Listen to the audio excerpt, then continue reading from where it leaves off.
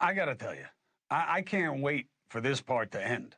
I'll be honest, because just the extremism of it all. Let's discuss the state of play for Latino voters, right? Two really good examples, okay? Also, both prized for their incredible good looks and fitness. Republican Miami Mayor Francis Suarez, who was at the event and has endorsed former President Trump, and NewsNation correspondent at large, El Guapo himself, Geraldo Rivera, who's back in Harris. Soy yo.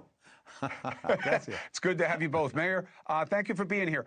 Can we all agree? Look, I think this election is probably Trump's to lose at this point because it is a grievance-based election. But that said, isn't the truth enough? Why does he have to say we'll never have another election? We're going to lose the country. Why so extreme? You don't campaign that way. Yeah, I think what happens is when you come to a place like Miami, where people like my father and mother came from Cuba, their country of birth, and were exiled because a dictator said, give us all your property, give us all your money, and don't worry, we'll make everybody equal. And they did. They made everybody equally miserable and equally poor, and of course, created a dictatorship that enslaved people for many, many years. There's a trauma that is associated with that. But I think the focus is, in terms of the Trump campaign, on the results during their administration, during their 4 years, where Hispanics, had the highest income in history, the highest home ownership in history, and the lowest unemployment in history. Those are the kinds of results that the Trump campaign is focusing on, that we're articulating, because as you said, this is the last 15 days. It's going to get wild in the next 15 days. And I think what's important is that people not get distracted by the rhetoric, not get distracted by all of the things that are going to happen over the next 15 days, which I agree with you, creates a massive amount of disinformation and toxicity, which distracts from the real issues that voters need to consider when they're investing 4 years of their future into a candidate. Geraldo, that's the trick with Trump, especially for a surrogate and advocate like Suarez, is that you ignore the rhetoric. He's the problem with the rhetoric. You ignore the issues that matter. His administration had an economy that he can absolutely run on. So he's his best situation and he's his worst enemy at the same time. How do you think it breaks for him with Latinos? Well, first of all, great to see Alcalde Suarez, a great guy, a terrific politician, Republican holdout even in the Democrat days.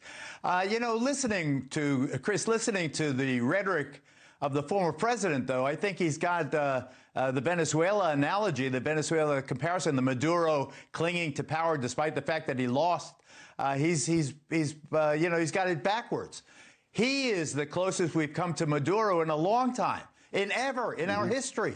In our history, he's the one who said, I didn't lose the election, even though the numbers indicate that I did. I won the election. That's what Maduro said.